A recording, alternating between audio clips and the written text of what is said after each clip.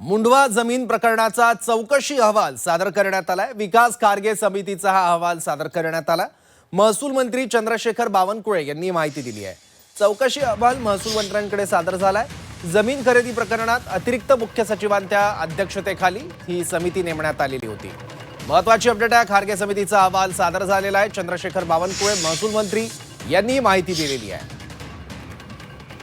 जमीन खरेदी प्रकरणात अतिरिक्त मुख्य सचिवांच्या अध्यक्षतेखाली ही समिती नेमण्यात आलेली होती आणि या सगळ्या प्रकरणाची जी चौकशी करण्यात आली आहे त्या चौकशीचा अहवाल महसूल मंत्र्यांकडे सादर करण्यात आलेला आहे। मुंडवा जमीन प्रकरणाचा हा सगळा चौकशी अहवाल आहे। विधानसभेमध्ये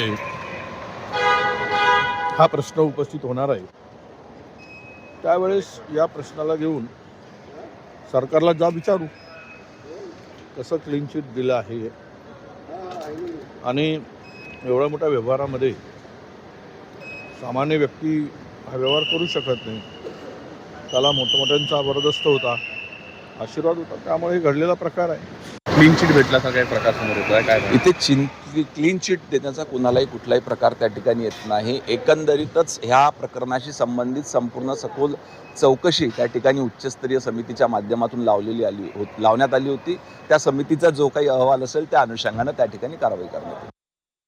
पार्थ पवार यांना क्लीन चिट द्यायची घाई कोणाला झाली आहे?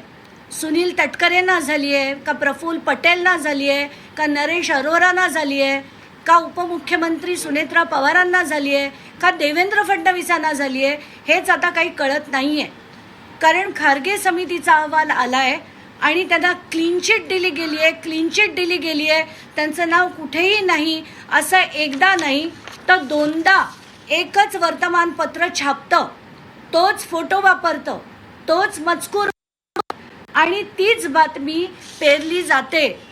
तेव्हा पार्थला मी फोन केला होता सकाळी आणि मी असं म्हणले होते तो मला म्हणला, आत्या मी काही चुकीचं केलं नाही, मी तुम्हाला नंतर समजून सांगतो काय झालं।